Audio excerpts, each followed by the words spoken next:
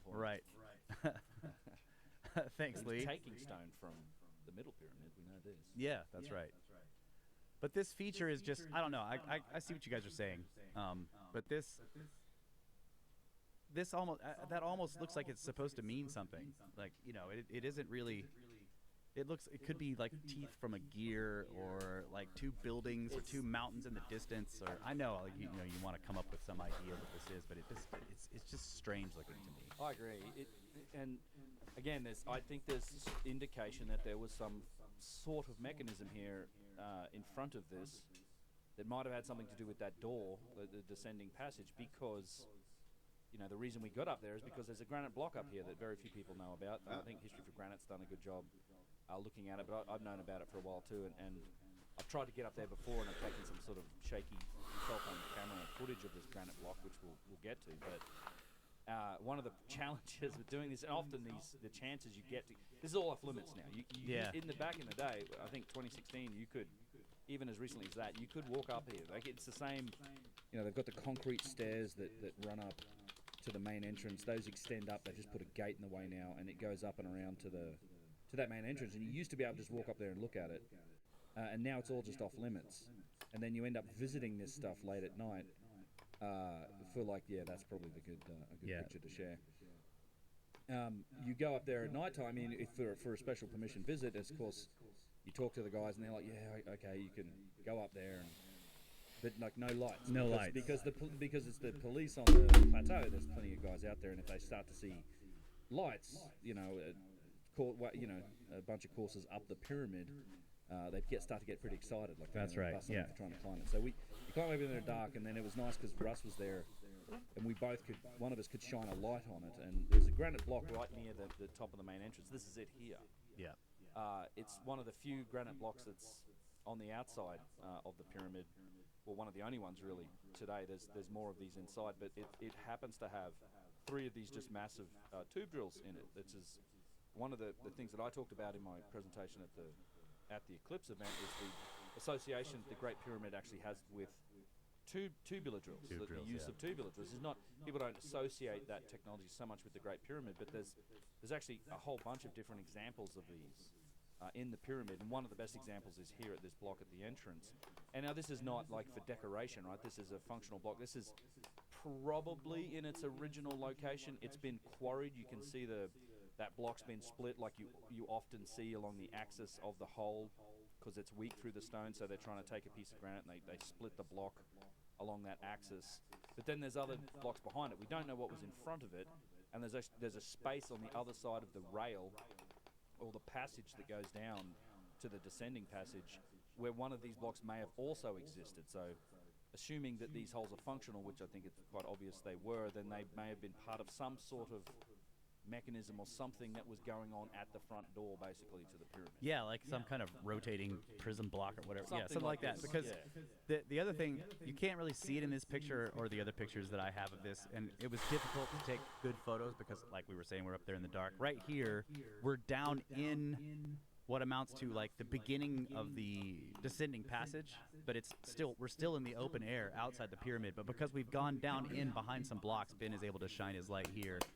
I would imagine this is probably obvious, but it's got to be associated with the door, because there's motion in the door. The door's going to be moving. Yeah. And Rotating the limestone, like a heavy limestone block or something, rotating on another limestone block is going to just grind it away. Yeah. Some pivot Whereas point if you had a granite door and granite,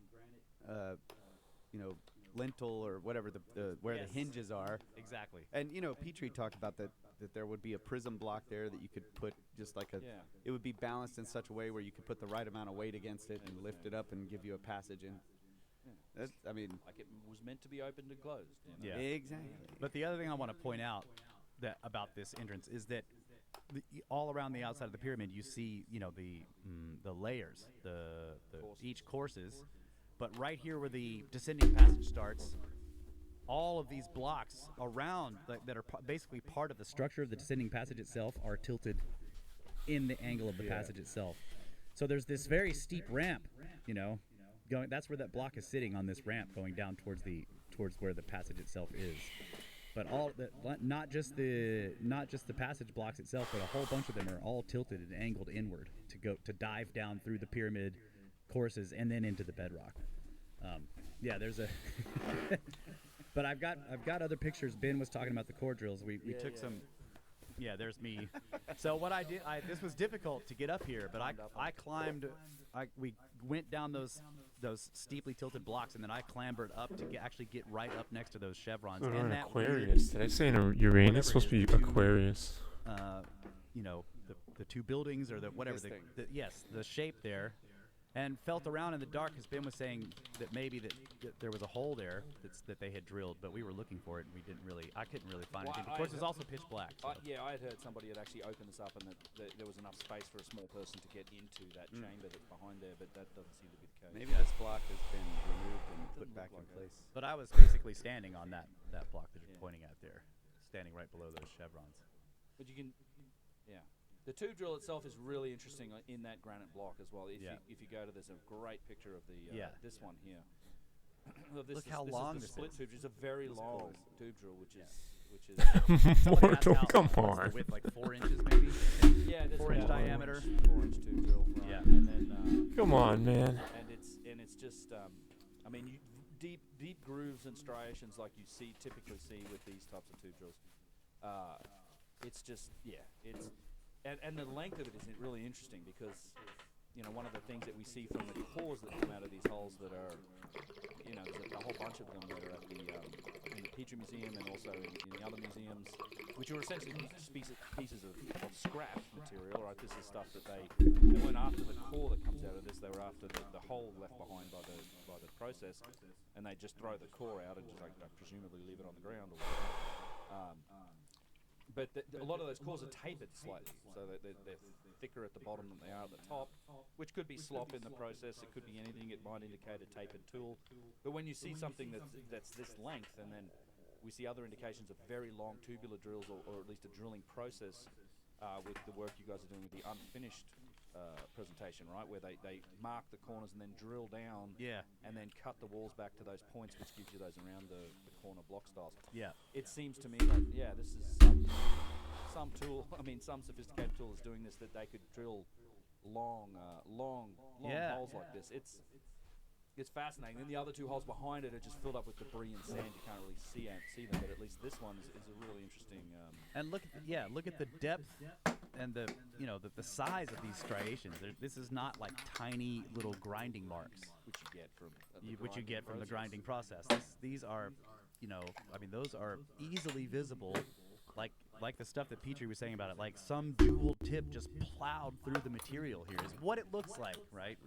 We don't know that for certain, but that is definitely what it looks like, what it appears to be. You don't get this result. There's been a bunch of, it's what Dennis Stocks, the experimental archaeologist, who says, well, this is all done with copper tubes and, like a bow drill and a rock on top of it or whatever to weigh it down.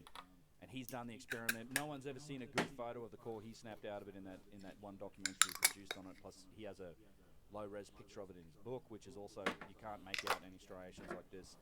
Chris Dunn did the experiment. He took a copper tube and drilled and ground through rock or granite with it.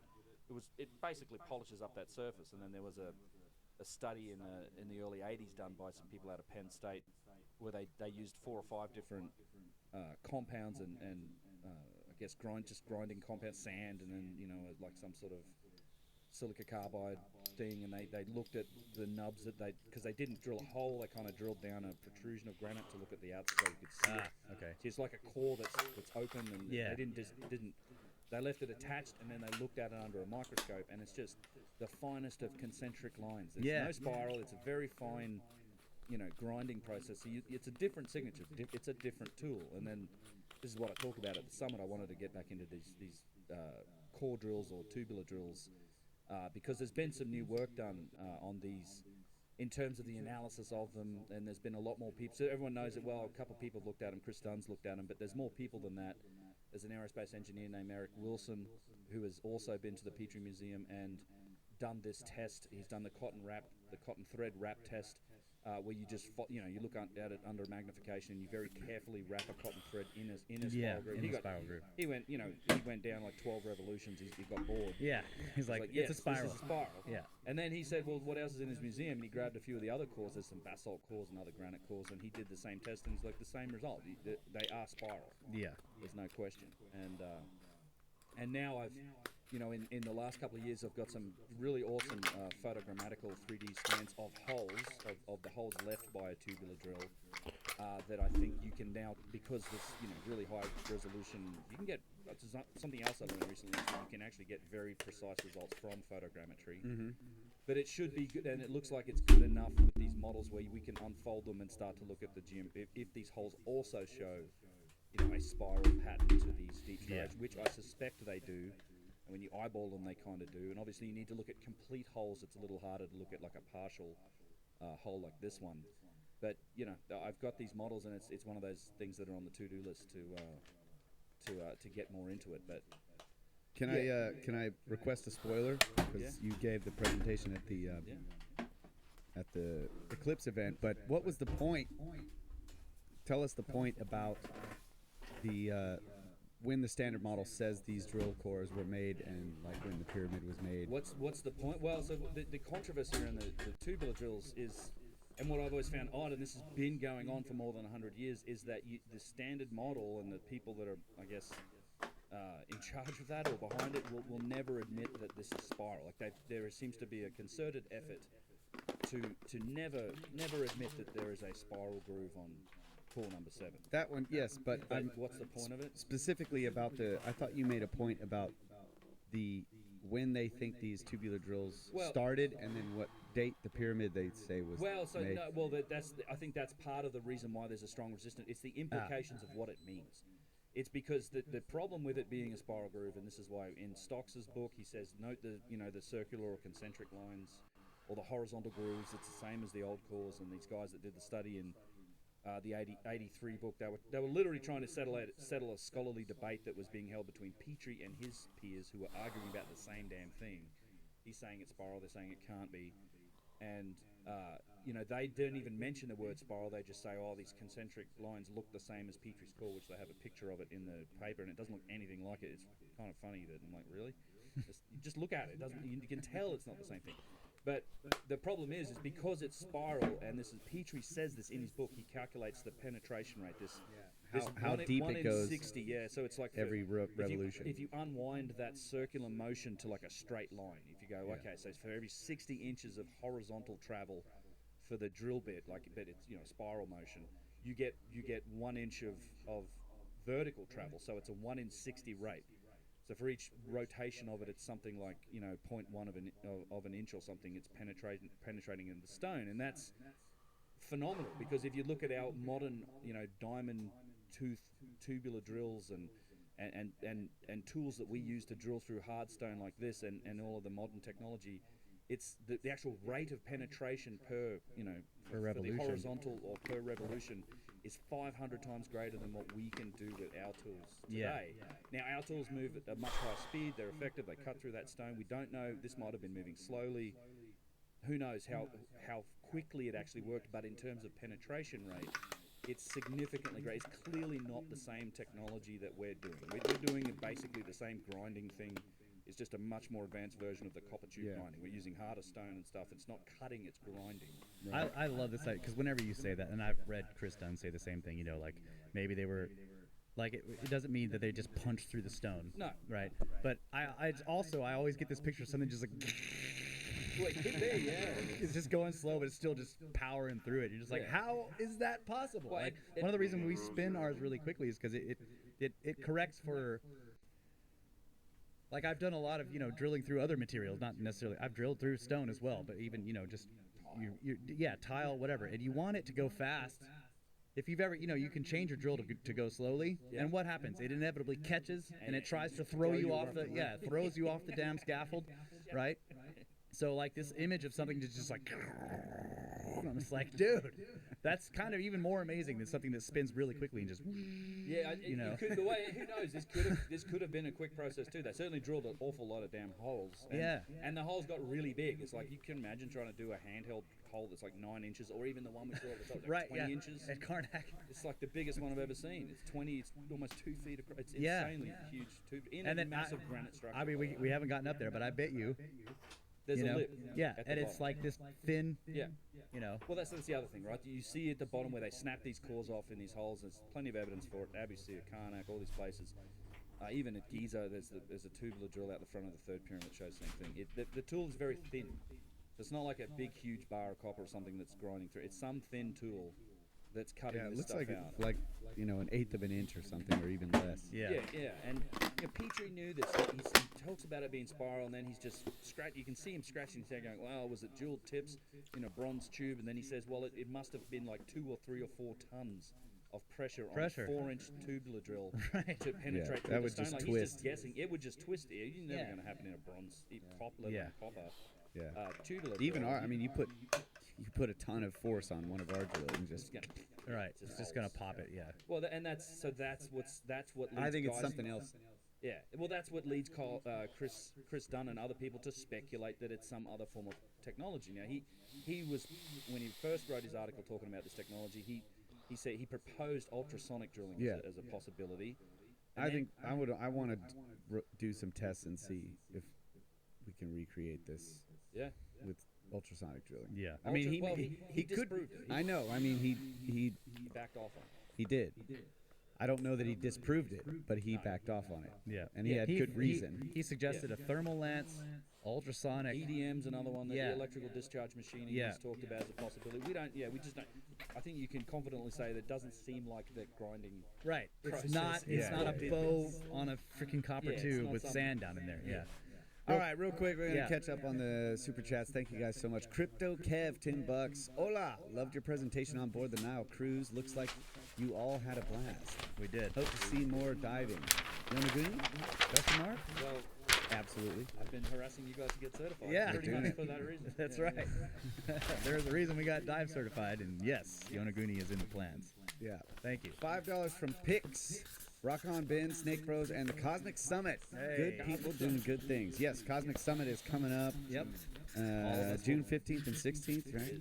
Right. Yeah. The three of us Yeah, will be there. We're going. Not in Asheville, which is what I swear I said it was. Yeah, It's in so we're going. Greensboro. Yeah, it's we're going to Greensboro. Greensboro, and it's a beautiful hotel, big tower, and they've got like awesome, like amazing ballroom. It's going to be much more beautiful and awesome than the place we were at before. It's actually got like a little shopping mall type area, big courtyard covered outside the ballroom. Nice. There's a bar right there, and then there's this other special bar that can hold like 1,000 people. That's got like a whole disco feel and everything. A bar that can hold 1,000 people. Yes. It's not big It's a enough. big place, and I guess it's upstairs. I didn't actually get to go see it; they were working on it, but it's going to be a great place to do this conference. So Yeah. we're all looking forward to that. Yeah, for sure. So yeah, we'll see you there, Pix. And CosmicSummit.com. Yeah. yes, Rex. Rex. $20 for night vision goggles. Yeah, that would have been a good idea. That is a good idea, Rex. Yeah, it is. Bring him into Okay. Egypt is the problem. Yeah. Oh, Can yeah, we get that's him true. through security? Bruce. We saw Bruce at the saw Bruce at the at the Eclipse. $20 more beer money. Hey. Dang it, Bruce! Where's- You never, We had one of you the- never Where failed is- to deliver, sir. Where's our Bruce beer? That's you know what? You're right. That's a good time to pull out the Bruce beer. Look at it. Look at this thing. I got to get glasses. Yeah, we're gonna need glasses for that. Maybe Wait, we'll take a break. There's 2 glasses right there. Oh yeah. There we go. Wait, this one. Oh, that one's not a That glass. one's. Well, we can That's use that. one. I can go get. Yeah, it looks clean. We'll take a break in a minute, Bruce, and we're going to drink this beer. This is Found a a function for those vases. Yeah. from Naughty Brewing we figured out Company, what they're San for. Diego, California. This is a Space Between Stars Baltic Porter, 9.5%. Yeah. Maybe we We're should gonna- save it for we the may end of the show. Save it for the end. 9 point. Okay. We'll Let's just take a sip on it. shot of the beer. We'll just sip on it. Thank you so much, Bruce. We had a Yeah. great time. He was also at the Eclipse event, and I hope you're coming to the summit, oh boy. Hey, Perito Meowtang. Meowtang. $5. Thank you very much. Thank you. If you forgot your comment, maybe people will direct us to it at some point. Trying to catch up here. Cosmic Summit, $100. Hey. What? Thanks, George. Thank you, George. Thank you so much. 5184. What is that? That's a good comment, though. Number one. 5.8. Oh, is that how many people go fit in the bar? Oh. Wow. That's a lot. Maybe that's how much he meant to donate. $5,184. Thank you so much, Thank George. you, George. Yeah. Yeah, we owe George some interviews. We got to do the little. We're going on his little. I guess it's a podcast essentially. Yeah. Doing a little interview with him for the summit. Do that. Yes. We'll get that done soon. Yep. Dub Selector. Hey, buddy. What's up, bro? Travis makes me he does my live stream edits and cuts on the Uncharted X Live channel. Thank you. Yeah. Thank you, Dub Selector. You need another Says, job. what Dub a Selector? lovely guest you guys have. Cheers, bro.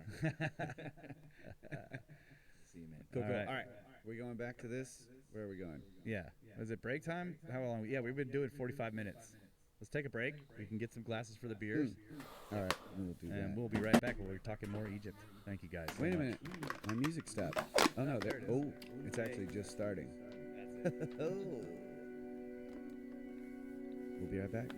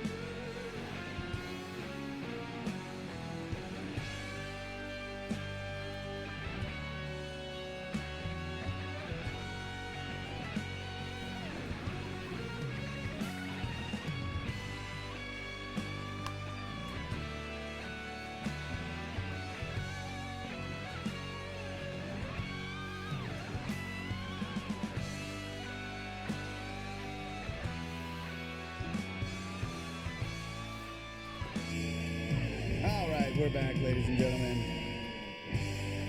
We Tell are. me what you're doing. Oh, too many to do. Anyways. Yeah, we got more super chats on break. Amazing people. Thank you so much. Yeah. Savinator, $5. Ben, your thoughts on the Great Pyramid GPS coords and the speed of light? Randall said he'd look into it, but still heard nothing. I actually don't. I can't claim to understand. I know that it's supposedly the speed of light is one of those things that's encoded into it. I can't claim to know the details of that. Is what I'd say. Russ? I also need to look into it. Russ may know.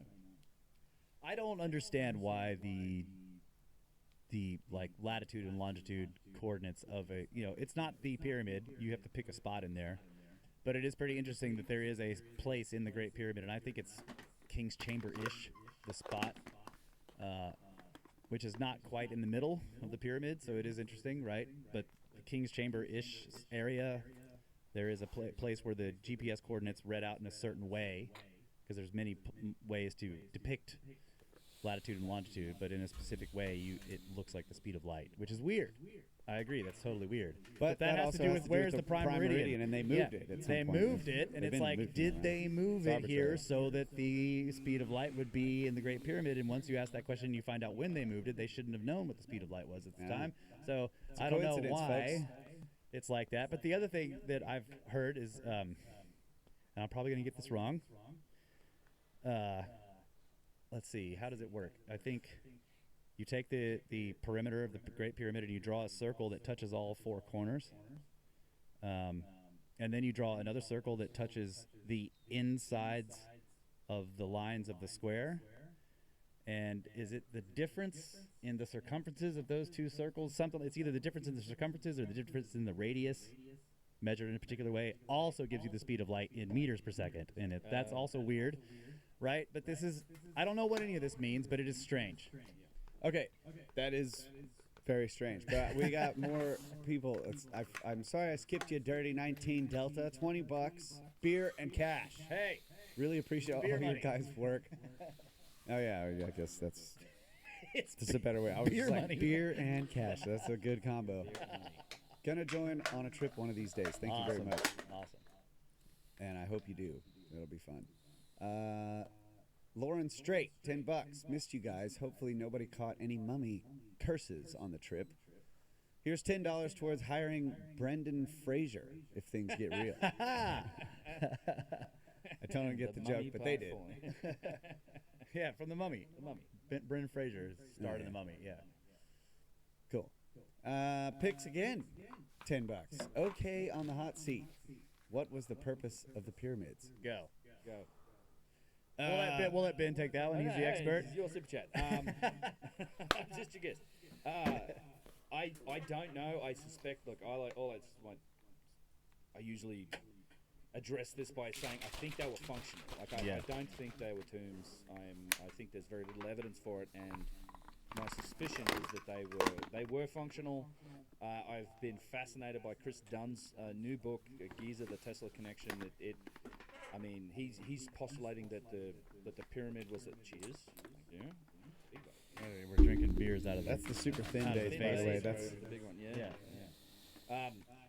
He postulates that it's an electron harvester, and he's incorporating a lot of new science that's come out of NASA in recent years surrounding earthquake lights as one phenomenon that shows that that rocks under pressure actually start producing electrons, and they tend to flow towards the highest point in the terrain, and then you get this. Then they sort of escape from there, and it ionizes the atmosphere. You get these flashes, it burns, right? And that's what's happening with earthquake lights.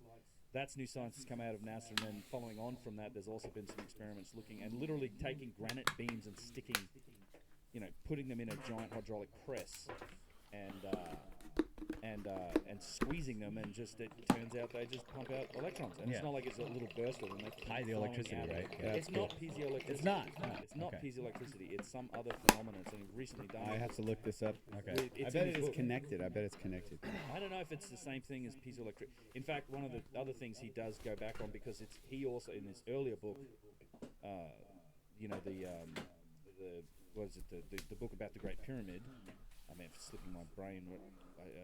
The Pyramid Machine or whatever his first book was, talking about the Great Pyramid. He postulated Which about who's? Chris Dunn's. Giza Power Giza Plant. Power Plant. Sorry, yeah, some mental blank.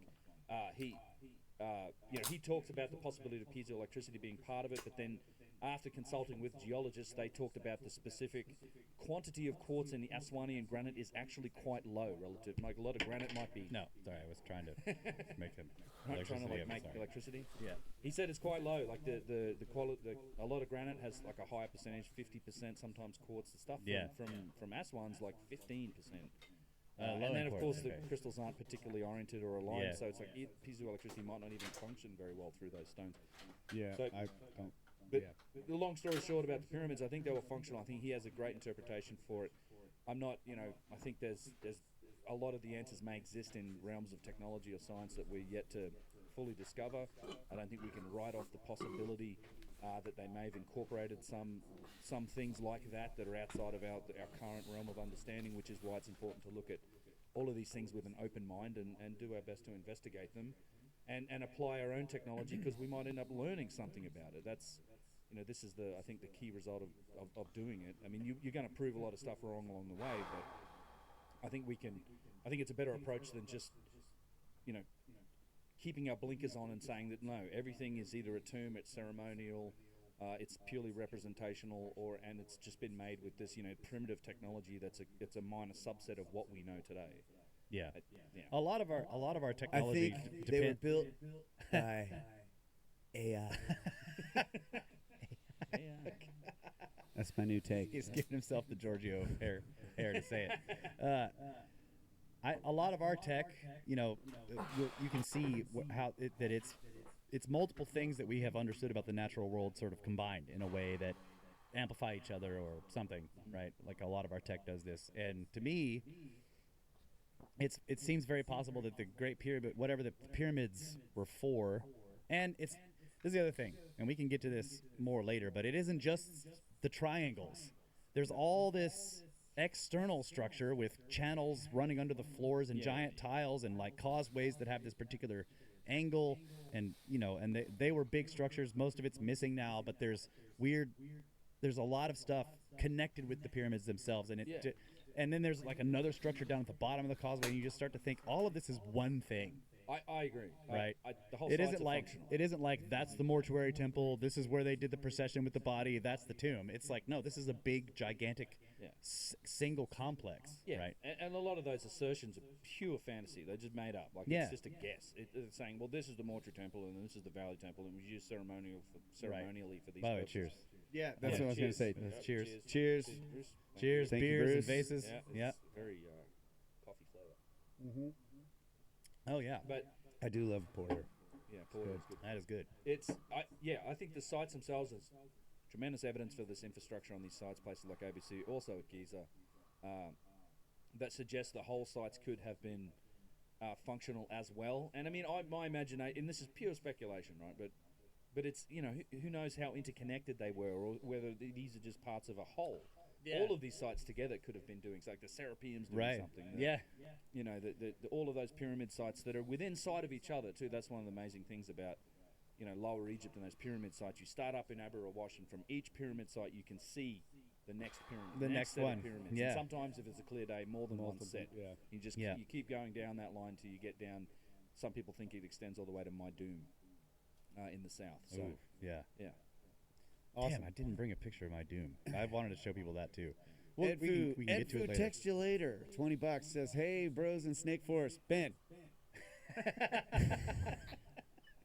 You mentioned you saw R.E. Grant at CPAC. I did. Robert Edward Grant give his presentation on Da Vinci, Vitruvian Man, and Great Pyramid Connection? Also, petroglyphs in the King's Chamber? There's a lot to Decade unpack. calendar. The Deacon calendar, yeah. So yes, I did meet Robert Edward Deccan. Grant at CPAC. We had a great conversation actually. It was funny. We were up there looking at the stars at this telescope the night before the conference started.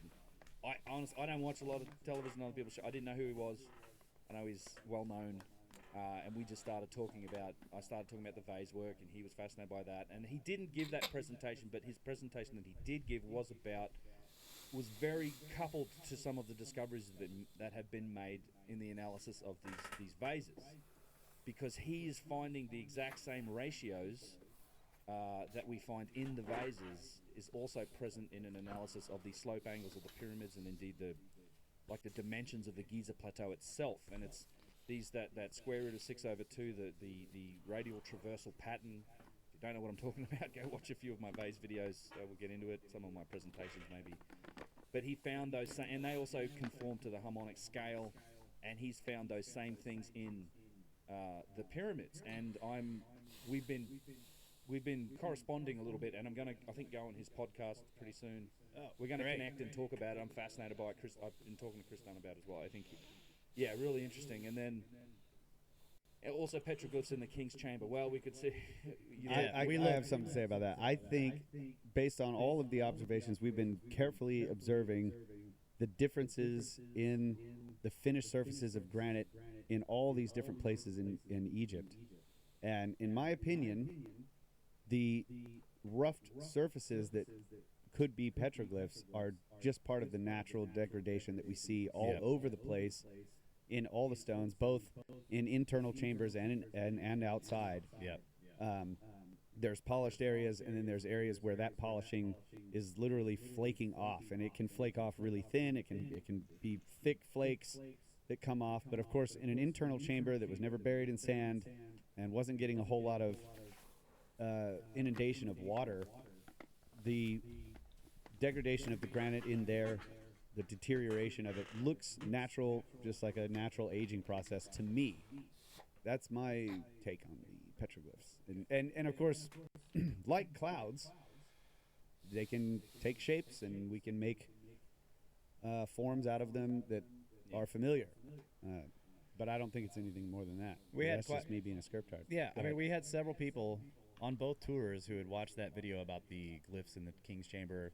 They came to me about it. I think they asked Ben and Kyle too. I looked at some of the video with some of the people, and then we went into the King's Chamber and we looked around, and we all kind of agreed, like, no. I mean, when you're in here and you're looking, you're like, okay, there's the part where he said there was the eye, and it's not, you can see that it's just that there's a slight pattern in the granite, and it's from some kind of degradation. It isn't like, it doesn't look like it was intentional. I did go look closely at some of the wall where you could, like, that was down low, where you could get up real close to it and look at it. And I mean, it's like, it looks just like the normal deterioration to me. It didn't look like in any kind of intentional carving or a scraping or anything that would rough that surface. A hammering. We see hammering, we see scraping, we see all these different types of things that are roughing up a surface of granite. It's on statues, when they're trying to plane off a piece that had petroglyphs on it, petroglyphs that had hieroglyphs on it, and recarve new hieroglyphs. You can tell a clear difference in the polish. Those were obviously intentional. You can see that it was intentional scraping, rubbing, grinding versus the polished surface. This looked like just a natural to me. Yeah, that's right. So. I agree. Okay, more questions? Do we have more? down there? Probably, maybe. But I feel bad because I don't know this guy, and I haven't watched all of his stuff, and maybe he has, I'm not. Maybe he has a lot of good reasons why he thinks that they are. Yeah, I'm just telling you from my observations. Yeah, I'm not specifically trying to skirp his stuff. I'm just saying, like, I didn't see it, but then again, I'm well known for not seeing this kind of stuff. So take it for what it is. Only Oscars, $10. Thank you for taking us along to Egypt. Well, you're welcome. Thank you so much. Thanks for coming. Simba Kim, 50 knocks. We'll be taking my first real world steps into this and going to Petrie Museum on Tuesday. They take requests to see specific items. Tips? Core number 7. Definitely. Yeah, sure. I mean, what I understand, I tried to go there when I was in the UK. And it was like literally the only 2 weeks they were closed for renovation. And I swear it's a conspiracy. But hopefully I'm going to get back there soon. Although I've been in email contact with them, I'm going to do a research appointment there soon as well. But not all of the stuff is on display, obviously. You can go and browse the catalog and just pull up the item number and request which one you want to go see. They have a lot of interesting vases and drill cores. I mean, for me, those are the things that I'd be interested in seeing. I think you get a limit of a few, however many items you want to investigate. I think it might be 8 or 10 or something. But yeah, I'd say look at the catalog and try and chase down what you're interested in. But if you search for like time period or for vases or drill cores, you'll find a bunch of them. core number 7's the most famous one, but they have several, and that's one of the things I want to do is get into, because core number 7's kind of been the one thing everyone's debated forever. But there's a basalt bunch cores. of them. There's basalt cores, but there's other granite cores too. Yeah. They're just these from the photos, very similar. And I know Eric Wilson's looked at them as well and done the cotton wrap thread test. And Right. Get some 4K video, get a core out there, set your phone on a gimbal, and start like a 4K video and just slowly rotate that core. Yeah. Because you could then go and actually follow a groove. Yeah. You probably could. You know what I mean? In the video. Well, yeah. That'd be kind of cool. Leads me into the whole. I'm just thinking of things you could do. I mean, you could just to handle a vase in fully intact is quite a thing. The whole that whole discussion with drill core. I mean, I know we're going to talk a little bit more about them, but I am working on it. I did an interview with Chris Dunn back in October, and when we did the vase inspection in Danville, we went out to Danville. The vase owners came out. They brought vases. We did this great inspection. I've done some videos on that. But I also took it another day where I sat down with Chris and we talked for like 3.5, 4 hours or something. And I'm working on that now. As soon as I get back home, I'll hopefully within a few days get that out. But he in some of that gets into some of the pushback that some of those theorists have received, including it's guys making videos where it's my face, his face, aliens in the background, stuff like this. Yeah. Calling it 100 years of deception. Wow, you've been deceiving people for 100 years. I just thought of this. Including Petrie. Simba Kim, real quick, I'm sorry to interrupt you, but bring like a little Lazy Susan. There you go. Like just a simple little, like a flat, like nice little Lazy Susan. Put it on there, start your video, and just like rotate that. Slowly rotate. You know what I'm That'd saying? be cool. It'd be great for us to get. Yeah, but one of these things these guys did, they actually wrote a paper about it, and they actually took photographs of it. They just turned it and took photographs, then they took a screen, they stitched it together, and it's the dumbest. I mean, it's literally, you take that to any engineer, and Chris actually we have a video where he's talking to this aerospace engineer about it. Says, is this a technique you'd ever use to try and show features on like a truncated cone or a truncated cylinder like one of these cores? No, this is the dumbest. No one would ever accept it. You're limited to the perspective of your camera. You're taking pictures presumably at the center line. You're right here.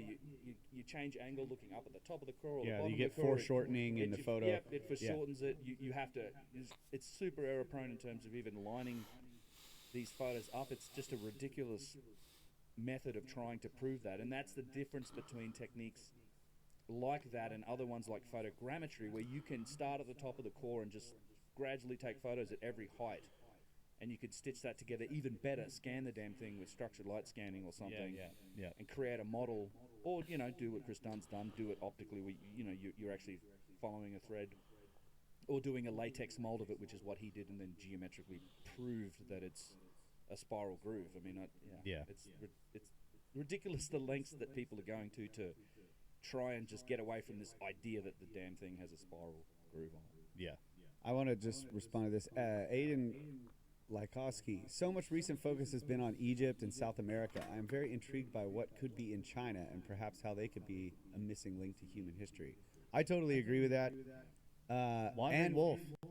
Check some of his stuff out because he has been to China. He's got great footage of some of the stuff, and we're going to talk to him soon as well. That guy's awesome. Yeah, he's really cool. And on top of that, I mean, not just that, but I'm also interested in Central America, like the Mesoamerican, the Maya. And I wanted to give a shout out to Luke Caverns, who was also at the eclipse and going to the summit as well. And he has an epic presentation on the Olmecs. And I was just like, dude, holy crap. Yeah. Like, it was blowing my mind every time. Yep. Makes me want to go down to the jungle.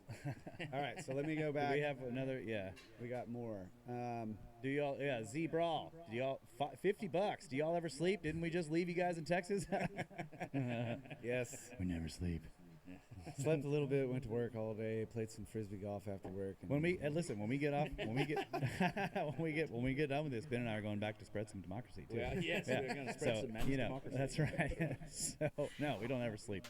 But thank you for the. Yeah, I could stream it. Thank you for the donation. Thank you guys, all of you so much. Snakes Alive Roundtable Recordings. Hey. Some Australia. Aussie bucks. Yeah, Aussie bucks. 31 Aussie bucks. Cheers, boys. Big hugs from the flip side. From the upside down I like side. That. I like that. Flip side. Cheers. Cheers. Yeah. Cheers. Yeah. And there was a question. What are in these? It's this. This porter is in the vases. which was given to us by Bruce, which we met Many times. again. We've met him many times, but he was at the Eclipse event, Eclipse at the Canyon. Okay, let's pull up this.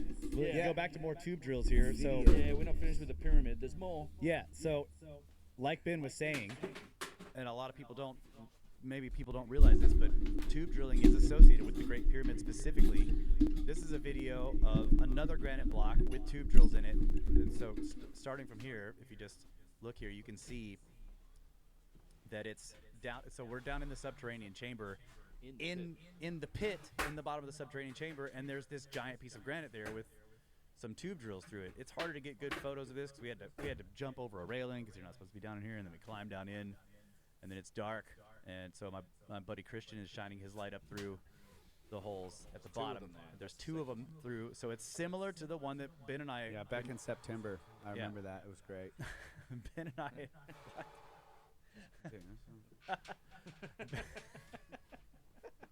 Ben and I investigated the one on the outside. This is another similar block, and you can see that it's, it's got shaped sides. It was intended, and it might have a bit of a prism shape there. Yeah. That might have even come from the entrance. It could, yeah, because it just kicked all down the passage. just falling all the way down the passage, yeah. Yeah. Yeah, and so there's. And then there's this second pit in the pit that we were like, it's actually quite far down there. Christian was like, should I jump down there? And I'm like, dude, I don't know if I'll be able to pull you back out. Yeah, that was the problem I had when I Yeah. And we don't know how solid that floor is. And Or it's if it's too ever wide been for you We to don't know chimney how deep climb that it. goes. Yeah, I we don't think know how deep it is. Yeah. And if it's ever been fully excavated, we don't know that either. If it has, there's not really any records that I've heard of or found. Yusuf speculates, and so do I, that it's possible that this actually connects to other passages beneath the ground here, and there might be another potential entrance even on the outside, like somewhere else, because there are big giant shafts around this pyramid as well. You're down in this pit that's in the subterranean chamber. You're right beneath the center of the pyramid here, pretty much. Right. And it's way down in the ground. It's really interesting. But yeah, you got a piece of granite laying down there. It's another piece with tubular drills, and there's a couple more tube drills. I mean, just one other comment. I don't know if we have pictures of this, but the idea that we're talking about how fast that tube or that drill would cut through the stone. One of the other indicators for that it potentially had a high rate of cutting, just in terms of overall speed, not penetration rate, is that we find overcuts. We find overcuts of tubular drills in the box in the King's Chamber. That's another thing. Like, so, these aren't like later blocks that were just thrown into the pyramid for some reason. You find the markings of tube drills that have run astray, essentially, and cut past where they were meant to be on the inside of the box in the King's Chamber. If you ever get the chance to go in there, the lighting's really bad in there, but you can take a cell phone light and put it down lower and inside the box and move it around the inside walls of the box, and you'll see at least two spots where there are tubular drills that have run astray and they've cut into the wall. And the whole phenomenon of overcuts in the in things like granite is an indicator that these tools were actually pretty powerful, because again, if you're doing this by hand, I mean, cutting through granite with a copper bar, you might be removing 1 to 2 millimeters per hour of stone. So you have to be cutting for hours to make these sort of mistakes, and it just isn't going to happen if these things are being done in a very slow fashion. You're going to notice a mistake and something that's offline long before that. But we see overcuts. We see overcuts in statues, blocks, obelisks, other things, and then we also see them with tubular drills in the box. Yeah. So there is lots of saw cuts. Like maybe you mentioned this, I was not paying attention. Sorry, but there's lots of saw cuts on the basalt paving. Yes. Right out front. Well, that's not necessarily tube drills, but again, you're talking about. There are tube drills. It looks like again some kind of powered cutting. Yep. Right. And those blocks. There also looks like on the same stones a method of hammering the stone into quite a flat surface. Like not flat as in not rough. Yeah. But flat as in on a plane. There's divots all in it, but they continue on like a single plane. You know what I'm saying? I've noticed a lot of some different. kind of pockmark, Yeah. like surface texture. It looks like a hammering Yes, action yes. that is With a- roughly finishing it. yes, and it's a hammering action with something very small. Yeah, yeah. Right. You'll see them side by side. You'll see a saw cut, and then you'll see this hammer action where it like joins with another stone or Yeah. something like that. Like they just Roughed it up. instead of trying to take a saw blade and you would It's actually, I know what you're talking about, You know what and I'm it's talking actually a lower level though. It's Yeah. they removed the cut surface. that's what I mean. They Yeah. removed the saw cut because when they were fitting it, they're like, we need like A rough an eighth of an surface. inch or whatever taken off or change the angle because I've seen them with an angle change. Yeah, I think there's it's friction. I think what you see, because the top is ground flat, and it's this, the finished blocks on top of that basalt pavement are flat, and it's, how flat, like the top is flat, and it's polished. But on the sides where they join together, and you see this at other places like Abu Ghraib with the calcite bowls, the crystal bowls, you can see the higher level is where they've cut the block, and it's been shaped that way. And then I think when they're fitting it together, and this also speaks to the pyramids as well, with that flint outcrop and the bedrock features of the pyramids, they were really interested in making sure these blocks locked together. I think that's why I think Yeah. some of that they would rough it up, because then you're not, you have much more surface tension. If they were both smooth-sided, they'd have the potential, if it's under stress or something happens, for them to move a bit. But if they're rough, those surfaces, mating surfaces together, like it's gonna resist movement a lot more. So you look very fine because you run your hand over it, and there's just an ever so slight change, like an ever so slight dip. Yeah. Because you'd think that, okay, these were somehow cut with a rough thing and then finished with this saw cut to make it nice. But Yeah, no, I think it's the other way around. It is That's the all. other My way. point is that they had multiple different methods, Oh, yeah. and the hammer action, what I think is a hammer, it just looks like little pock marks in it, is still such a fine. Like it's not like you would think. Myself, I think like if you're just hammering away at a stone, it's gonna be like really nasty, like wavy Yeah, or yeah. what.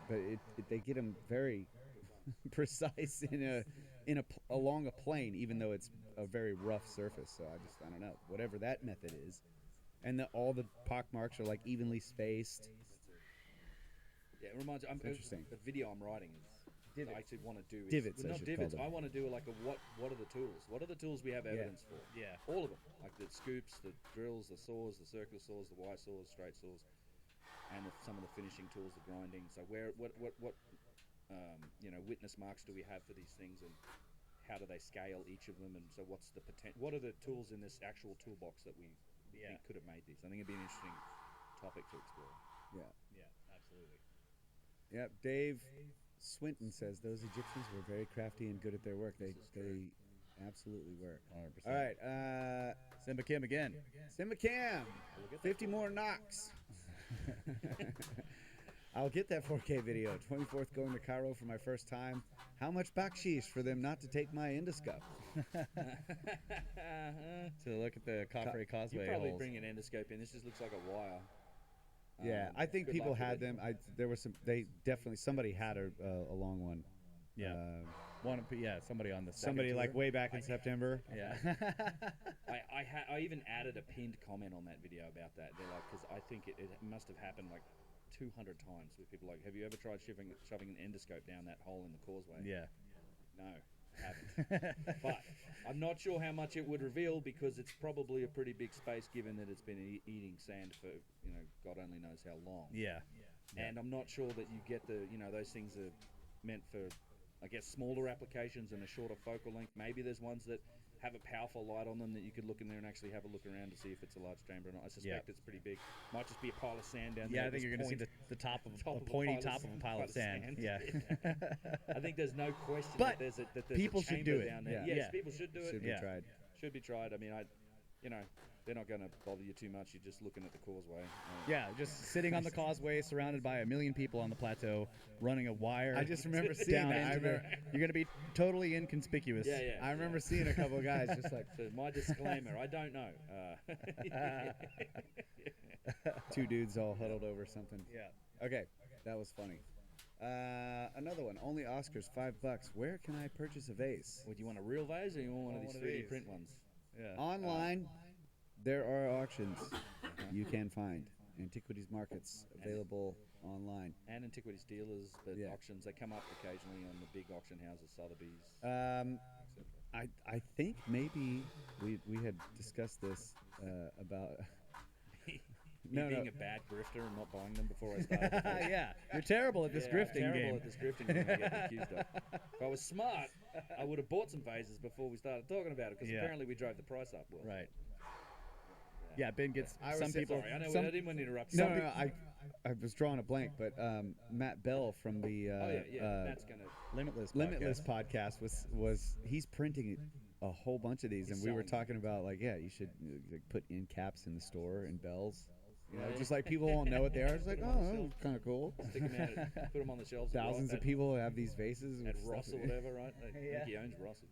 Yeah, no, it's yeah. So he's going to print them. So if you can go and download the STL files and print one yourself. I have them on my website. A bunch Or of them. call your nearest nerd.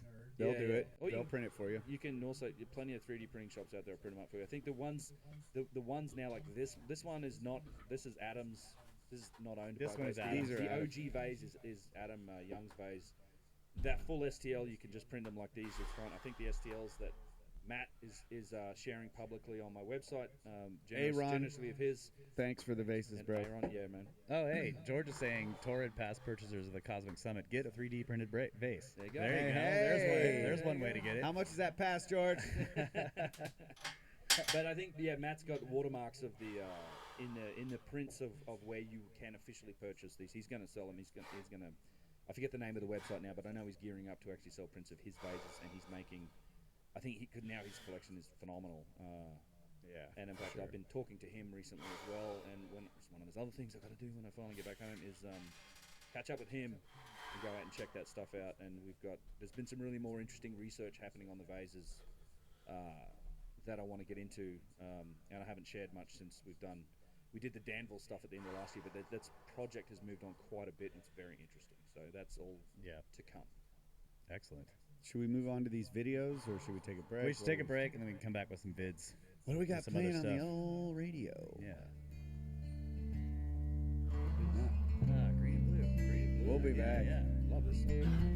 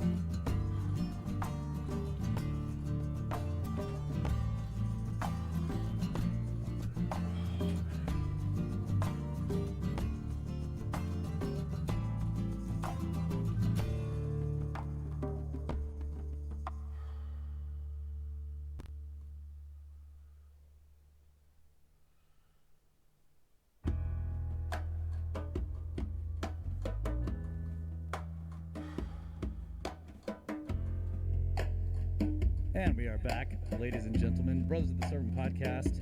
Coming to you live from the Tangent Cave of Science. Ben in studio with us and from Uncharted X. And we're still talking Egypt. And we're still on the Great Pyramid. So like I mentioned at the beginning, I climbed the well shaft to get to the grotto because there is supposed to be a granite block there with some holes drilled through it, right? Yes, there is. It has a long history, that block. Yeah. That it was probably, and this one didn't come from the entrance. This one was most likely kicked down from somewhere in the antechamber to the king's chamber. So that's very weird Pull up a diagram. to understand because yes, like let's find a diagram because like now I've climbed it and I'm like, how did it get into the grotto? Well, so it should have fallen straight down. Well, so it's about 700 pounds, from what I understand. Jeez. And it came down from the king's chamber. It probably got kicked down the grand gallery. Because you got to remember, you go in there today, there's steps and rails. None of that was there, right? It's a slope. Yeah. So it goes down the king's chamber, and then maybe it was in the way or something. So someone shoved it into the top of the well shaft, the entrance from Which is at the king's bottom of the grand gallery. bottom of the grand gallery. And then, but it got wedged. It got wedged in that passage, and it was stuck wedged there for quite a long time. It must have gotten wedged where the masonry is then. Yeah, in that passage. But then eventually somebody did go down there and broke it loose, and then it fell down into the grotto, and that's where it's. So that may be why there's a hole in the masonry that opens up into the grotto. At the top of the, it was. I thought it was wedged, not so much like. But I just mean that's what I mean. Like, and we can. I've got some video, and we can look at it, and I'll try to show you what I'm talking about. Because now that I've climbed in there, I'm like, how did this block end up? Because if Kyle pulls up a diagram, these are not good diagrams. You look up grotto if you search for the Great Pyramid design and make sure you add grotto because there's the Maragioglio and Rinaldi diagrams somewhere there, but grotto it should come up. But I see that one top right. That shows you the grotto with the location of the block. Right, I'm just going to share this page and we'll go through them and that'll work. Give people an idea of. Hey Zach, $5 to give money for Ben to buy flavored Jewel Pods while in Texas. Love Ben and Bros, the Snake Force, and my fellow Benonites. ZLH Wander on Discord. Hey, thanks, man. Cheers. I think he's using views, but make sure it'll work. Yeah. I'm gonna take this. Okay, we got that. All right. Luke Miller, 108. Man, dude, thank you so much. 108 just to be cooler than George. That's tough to do, man. Thank you. Can I get a vase with a Venus flytrap planted in it? That's a great idea. Yep. That's what they were. That's a good. All right. Dude, that's tiny. This one here. Oh, that's Pinterest, though. That's probably not going to pull this one right here. The big one? You want to just look at where we'll the just grotto give a is? general. Yeah, I want to show them the shaft and like how to get, and then we can look at the grotto itself too. Yeah. Yeah, there you go. That one's pretty good. It's tiny. This is Whatever. All right. And I am telling you, it is not. It is much steeper than this. At least it was in my experience. Yeah, I know. That's why I'm Control Pinterest. Plus. Come on. Control Plus. Does that work this on a is Mac? This is a Mac. Oh, Yeah. let's try it. Let's Forget try it. it. Well, I have make to it do bigger. shift. I don't know. Nope, doesn't work. Anyways, I need to do the. I'm not great at this right now. Let's see. No, that's not what I meant to do. Can you use just use Google Size. Chrome Zoom and just zoom in on that? Yeah, that's what Control Plus does. Oh, okay. It makes I the see. window bigger. Yeah. That's Kind of has it. There we go. Let's try that one. Oh, you're using Safari. That's what's happening. Ramp. Huh. That might be the. There you entrance go. to it. Okay. Here we go. Well Here we shaft go. grotto. Click on that. Okay, Yeah. so earlier, y'all were taking pictures from up here. Here's That's the right. chevron blocks, blah blah blah, and then this is the descending passage where you were saying all the blocks were tilted towards the inside. It goes down.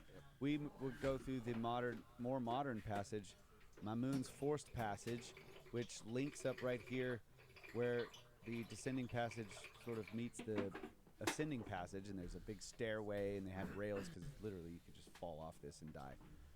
So you have to go down this staircase, and you get into here. You go all the way down, and then there's an entrance to the well shaft, which comes up. The Quite a grotto steep is climb. here. This shaded area is the bedrock, and look at how they've stair-stepped it. I'm sure it is stair-stepped in that stair-stepped. manner.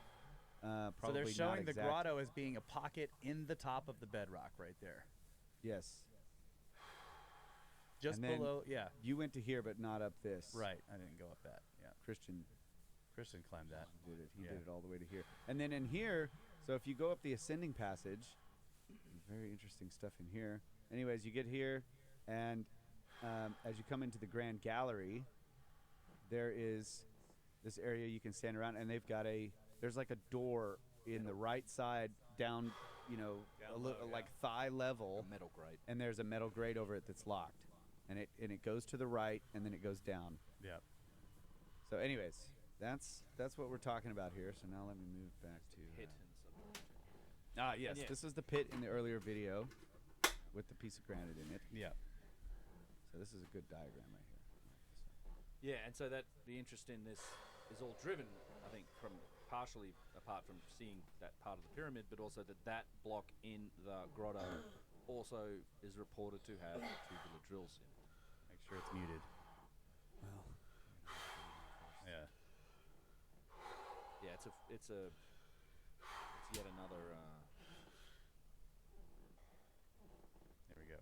So this is, I'm climbing this almost vertical shaft.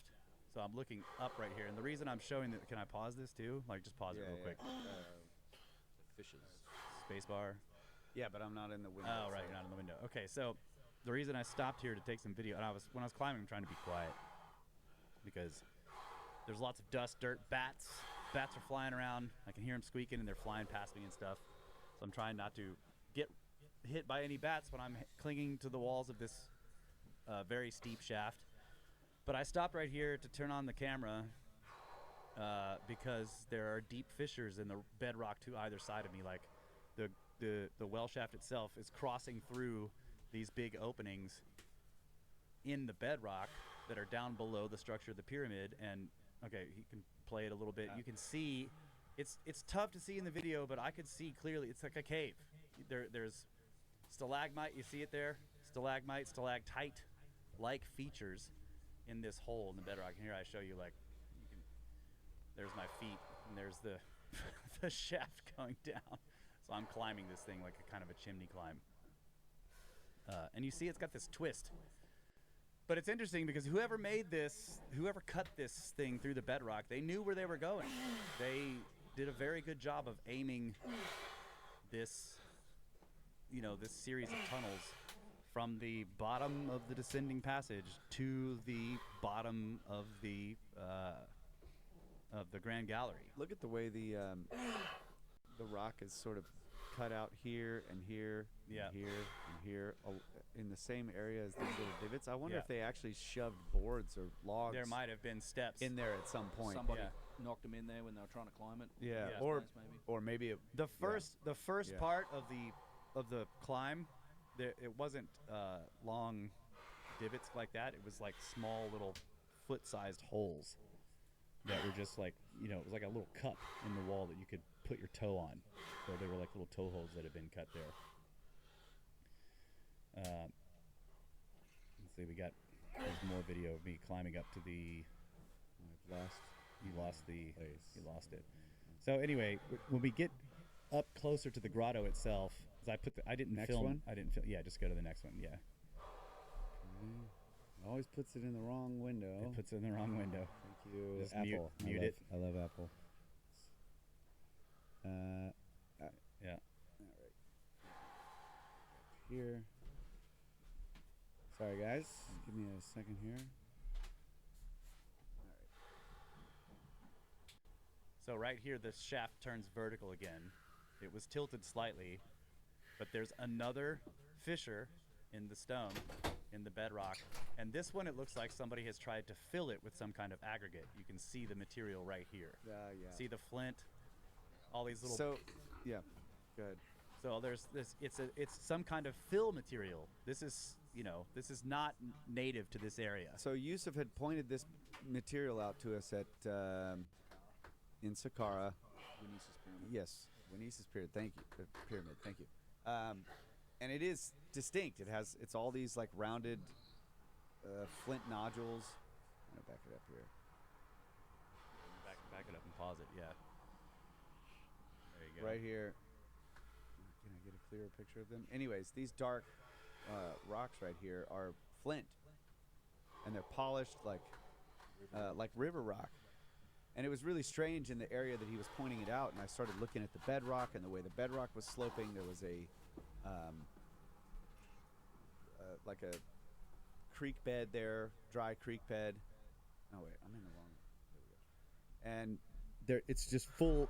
There's the sloping of the natural bedrock. There's fissures in the bedrock or erosion patterns in the bedrock going in one direction, and then this material with all these flint nodules was there, filling up like 3 or 4 feet of a low spot in the bedrock that had been eroded, and it's right at the corner of one of the pyramids. And I remembered going into the Mastaba 17, and you're crawling through. I remember crawling into Mastaba 17, the hole going down there, and like, my knees. Yeah. What am I hitting? And I'm like, I'm pulling up this. It's this polished flint nodule, and I'm looking at the wall. They're all over the walls and ceiling. It's like the hole, I guess, would have been essentially a robber's tunnel or something like that into the Mastaba 17, was cut right through this stuff before you get down into the normal bedrock. And so that made me think that maybe this is poured. Like it's an actual poured, kind of like cement. It's very hard in that matrix of some fines or whatever with all these flint nodules, and there's quartz nodules, all of that in there as well. So I've been thinking about this, and I've been wondering if these, the little filaments, this mineral, these, and we'll see them when Kyle pulls up more videos. When I get into the grotto, there are these filaments, and I've been wondering if those are if it's the stuff that's supposed to harden the stuff is draining out of there slowly. Because this stuff in the grotto is soft, whereas the stuff we looked at in Saqqara, it's hard. Right, it's like it's still working as a kind of a concrete or a base. Yeah. Thanks, Barnaby. $10 at work. Can't stay long. Looking forward to watching later. Thank you. Thank you so much.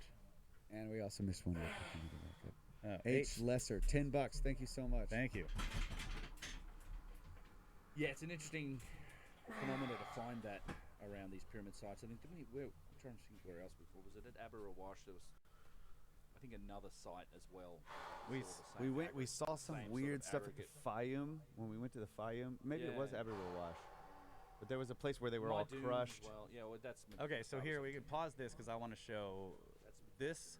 So now I've climbed. Can you? I know this is a pain. Can you switch back to the diagram? Yeah. So you can see this is masonry. I'm still in the well shaft, but now it's masonry instead of bedrock. Right. I'm below. I'm almost right next to it.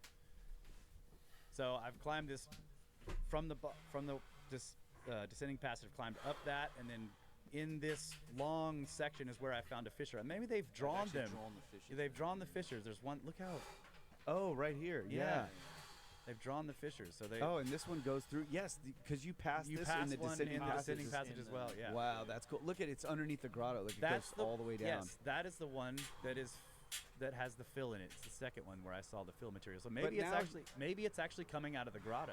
Now right in this camera frame that we were just looking at, you can see these tiny little stacked blocks. Yeah. This is. I'm looking at the masonry there, and there's a hole through those blocks that goes into the grotto. So here we go. In the beginning, they shaped the bedrock into this stair-step pattern, and then there's this natural cave, this fissure here, and they tried to fill it with this aggregate, right? That's to right. plug that fissure, because it literally travels all the way down, and it's big right here when you go into the descending passage. That's right. It's very distinct. I mean, you can't miss it. Yeah. It's a huge fissure. So they must have, I think, tried to fill it with that aggregate material. Anyways, we go back. So the stuff has been sinking through that fissure, right? And it's caused a void in the grotto. Maybe that's what it is. Yeah. They poured this stuff into the grotto, And it's falling now it's down falling the down fissure. the fissure, and it's opened up a hole. Okay. That's got to be what happened. Because this is the thing. I got the distinct So then impression. they blocked up like they. Yeah. Sorry. They also built a passage to it. They Right. did. I got the distinct impression when I was in the grotto that the whole thing was like a giant bubble in this aggregate material that's slowly traveling upwards. right? Because the ceiling is collapsing, and and the ceiling collapses and the floor raises, and each time that happens, that's what happens. So the whole grotto is slowly moving upwards, through past that masonry. I'm almost positive it's an aggregate. I mean, that doesn't belong there, people. Like this, all of this bedrock, everywhere you go around the Great Pyramid, is solid limestone. Yes, there are natural flint nodules, but they're not like polished little round stones like these. Like a normal, like if you pull a flint nodule out of limestone, which they naturally form in, it's got a patina on the outside. It's coated with this, calcification or whatever it is. The limestone minerals have concreted to the outside of it, and it's rough. You have to break it, then you can see the beautiful flint inside. All these nodules in this aggregate material are river worn. Yeah, they're worn and polished. They're smooth and polished, and so the patina is distinctly different from what you would find just naturally in the limestone. Which there's plenty of it in the limestone, but it's not all in a bunch as a bunch of small nodules surrounded by some kind of fine material, which is not limestone. Whatever that fine material is between them, it's something else. And it's this dark, like a burnt orange color. It's like a distinctive. It looks different from the sand and all this other stuff. Yeah, and this is really cool. It's hard. Like it's very hard. It's hard and it's formed together, and now it's like however many thousands of years later, it's coming crumbling apart. a little bit, but it's from exposure too, because like wherever that edge, like at Wanise's pyramid, there's a big ravine there where some flooding went past the area and really eroded it away. We also find that exploded flint that's in these places too. I know. Yeah, that's the crazy. shattered, that's a whole other like, thing, shattered flint. Where it's like I didn't bring any pictures of that. hairline cracks of all And this. and they're weird because the nodules themselves in this matrix of material are shattered in but it's just a bunch of straight cracks. Yeah, like the whole thing just. It wasn't like they shattered it all in a grinder and then spread it. Three-body problem. It kind of looks like they put some nanofibers. That's right. It does look like that nanofibers. shit. Imagine that effect on a piece of flint. That's like right. That's Yeah. right. Hey, new phase. $27. The Bosnian pyramid also has an aggregate which is unrelated to the original architecture, as if it were a way to gum up the works. Huh. Interesting. Well, what's interesting about this is in these places, it looks like they were using this as a base to fill in voids, like in Saqqara. That's what it looks like. Part of the bedrock preparation. And here in the Great Pyramid, you get the impression that it's a fill where they're trying to. In other places, like for example, outside of the pyramid, on the plateau itself, on the platform that the pyramid itself is on, and not just the Great Pyramid, but also the middle one, and possibly Menkaure. We just can't see the bedrock around Menkaure because they haven't dug it out. But there are places where they clearly you can see it. There would have been a long fissure or massive discontinuity in the limestone, and so they actually would dig it out. Like widen this hole and dig it out, make it square, and fill it with tiling, to basically to solve this problem, to fill what could become a problem later if they didn't do something about it at the time. But this makes sense that the fissure, this natural fissure, being so large, they just had to pour it. They're like just you pouring, think of drilling a well. Like you drill this well and you end up in a cavity, and then they pump all this. They do this with dams too. Slurry down in there. They dig down for a dam. They dig down to the bedrock, and then the engineers come and check, and they're like, "Okay, we need to put a bunch of concrete in these porous Inject parts, it all in there. inject it, to fill this in." Yeah. Genius. So, oh man, what was I gonna say? I forgot. We got to keep watching this video. Okay, and Weeben Hat, $20 says great stuff. Thank you. Well, thank you very much. And yes, okay. So back to the video. This should turn and show you the hole into the grotto. And here we're looking at the masonry in the well shaft. You can see it's dressed blocks, and then there's this hole busted through. That's the grotto that we're looking at inside there. That's what you're talking about. Yeah, so the block comes down, gets jammed in this masonry. It kind of has already broken the wall. But my question is how are they shoving it in here? It's weird. How did the block end up in this place in the first place? And right there, you can see that's that aggregate. There's the aggregate. Look at all the little stones in there. And we'll see more of that in the next. And you're looking out on the floor here. This is aggregate Oh, yeah. that has collapsed, right? Yeah, right here. In the It's foreground. very soft in the grotto. It was like starting to make me nervous because I got think it. Of, Yeah. Think of like concrete before it's Yes, it's powdery. super powdery. Yeah. Yeah. Get the next video. Oh, is that the end of it? Okay. Yeah. Pull up the next one. But yeah, I think so. You have to consider also that how do you get an aggregate by itself and then mix it with a powder? You have to have a method of sifting. Yeah. So they're in some river valley somewhere, and then you have to have containers to hold it. Right. So now, if you're moving tons of an aggregate as opposed to multiple tons of one stone, like yes, you can drag that stone and roll it or do all that kind of stuff. You can't do that with an aggregate. Yeah. You got to carry it in a vessel. Yeah. And so, trying to imagine, well, what vessels? Were they carving out giant granite boxes and filling them with flint nodules and then? No, just, I mean, but still, it's like the logistics of moving an aggregate, sifting an aggregate, because a lot of these stones are the same size. They're very similar size. Very similar size. It looks like gravel. sifted, like gravel, and then you're combining it with this fine material to sort of concrete it together. And then you have to transport all that, and all of that has to be contained in some vessels that are able to hold a lot of weight. Yeah. Are you just like you get a reed boat and you just start dumping baskets in there, or just throwing them baskets in and piling them up, and then everybody's carrying baskets? I guess that's one way to do it. Yeah. But it's just a logistical nightmare to move this stuff from wherever it came. So I find that very interesting. Yeah. And I'm sidetracked from what I'm supposed to be doing. That's Just going okay. to the next No, video. it's good. I've been in a lot of natural caverns, and again, I've never seen these thin filaments of mineral crystalline growth. It's just hard to describe these things. You guys are going to see them in the video once I get into the grotto here.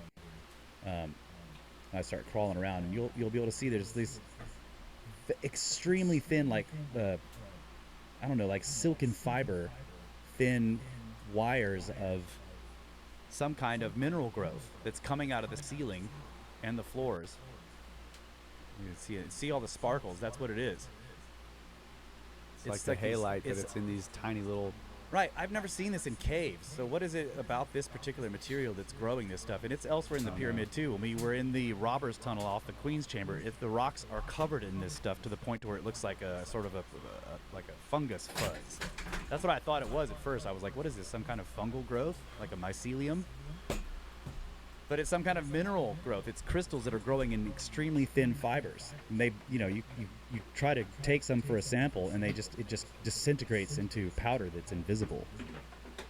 But it's easy to see them on the, like hanging from the walls when you're shining your light through them. Sorry, but it's really annoying that it keeps opening the I know, windows yeah. in the other screen. Yeah. Yeah, I know that. Sorry, folks. No, it's no This problem. is- Yeah. All right. Here's another one. Okay. They're also short videos, so, So, I'm kind yeah. of like having to do this a lot. So I know I need to put them together. So you see this stuff hanging from the ceiling? Look at this. That is cool. Yeah, it's cool seeing this on the big screen. Yeah. So that right there is probably where the block is. Yeah. It's just buried. The ceiling has collapsed multiple times, and there's just this soft pile. This is how you describe it as a chamber that's a bubble that's migrating upwards. Right. There's the masonry. That's the well shaft going through That's the the outside. aggregate. We're now looking at the outside of it. The blocks are white because they're also covered in this same crystalline growth. Wow. Is that not the block there? That one on the corner, right, that yeah. one. It sort of- could be, but it looked like limestone to me. But when it, I was maybe in it's there. covered in that Maybe, salt. Maybe you're right. Maybe it is the block. And I completely failed in my investigation. There it is, bro. Right there. Yeah, I was expecting it to be sitting like, I was like, it must be under It could this be. pile. It looks like limestone, but still, it could be covered in that stuff. Yeah, that could be it. I don't know. It didn't look like it's broken granite either. Yeah, look at Yeah, that. no. Yeah, I don't think that's granite. We're gonna pretend that's not granite right now, folks. That's just a normal piece of limestone. So then I thought, I'm asking in the video, I'm like, maybe it's up here around the other side of the well shaft. So then I pause the video. I have to climb up there. This is like everything I'm doing in here is crawling through this very soft, powdery material that's full of extremely hard nodules of flint that are sharp. So Yeah. I didn't crawl with the camera. So now Kyle has to pull up another video.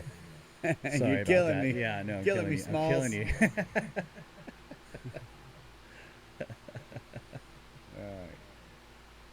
This is all last minute, by the way. Yeah. Yeah, we turned up about 10 It's like, minutes. should we do it live? Yeah, that's Yeah, a great let's do idea. it live. Hey, how about we bring some media? Oh, Yeah. even a better idea. Yeah. Okay, here we go. Salt silk. That's a good term. Oh, Look at it falling. Yeah, that's so cool. Just my breath and me moving, I could see waves of slight movements of air going through the chamber and then making this stuff fall, and it's floating. And I know I'm breathing it in. I'm pretty sure you're in a sarlacc throat. Yeah, look at that. It Yeah. is. That's creepy. And all sand. Somebody's asking if I tasted it. Not this time, but I tasted it in the robbers tunnel off the Queen's Chamber. And it doesn't taste like anything. You know, it's like you get a very slight, maybe salty taste, but it's like putting a rock in your mouth. But come on, that's an aggregate. That was Yeah. placed there. Look People at sifted look at that these stuff. sharp They pieces of picked flint. that. So that's the other thing. What a great aggregate. Double The down for the flint, ceiling. flint and quartz aggregate. That's a good aggregate. And it's all over the area of the Red Pyramid. The entire grounds Yeah. is covered. Yeah, bent pyramid, same thing over there. Yeah, you see the same thing.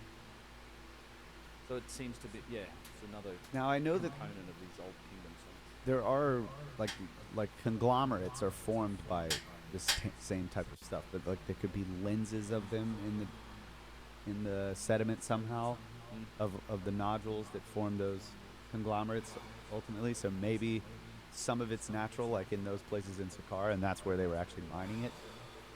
Yeah. But it doesn't belong here, No, I don't think. it seems to have been brought in. So see how there's way fewer fibers here? Because the ceiling is collapsed. And then Oh, I that's start bat guano, I bro. start Oh, digging in it, and no. I'm just like, oh my god, this stuff No. is incredibly soft. I'm thinking the block This is down about below where you're this. like, Yeah, then I'm like, well, I think I need to get out of here right fucking now. Look at the it has, yeah, you can see where the top of that ceiling is. yeah, and then like how the rocks in the aggregate are sticking out of the soft material. Yeah. Yeah, I'm like, okay, it's time to go. Nice I need to safe get out of here stone just in case passage. this bubble decides to move while I'm in it. You know, Yeah, look at this. Do you think that is you granite? think that's the block right That's the million-dollar question, people. Is that granite or limestone right there? there? Man, We're gonna go with I'm gonna limestone. feel like a complete moron if we go back and I climb all the way up there. I'm like, this is the block right here. I did He all made this it. digging and No, like, no, no. come on. You got to take your achievements one at a time. One You at a made This it was up cool. there. This is If the best that's- footage I've seen. If that's it, I didn't see any holes in it. I went over to it and looked at it, and it looked like a piece of core masonry that was busted. Yeah, that's kind of. I just. I think you're right. I mean, it's entirely possible that things. it's buried. It's buried. It's got to be Well, buried. I just want to. So one thing I'd like to do at some point is look at this footage in relation to specifically the diagrams which shows that thing's tilting, where it seems to be on Yeah. the edge of the pit in the grotto.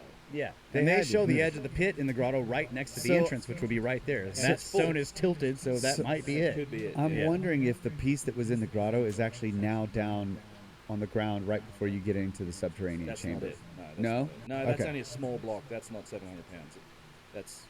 There's another fragment of granite at the bottom of the what Kyle's referring to at the bottom of the descending passage, where the crawl space where you crawl straight before you get into the subterranean chamber. Yeah. On the little alcove to the right, which is another weird feature that's there for some reason.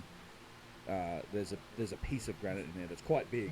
I mean, I think I budged it when I shoved it really hard, but it's not. You know, it's just it's like a broken piece. There's no straight sides. It's like a piece off another piece.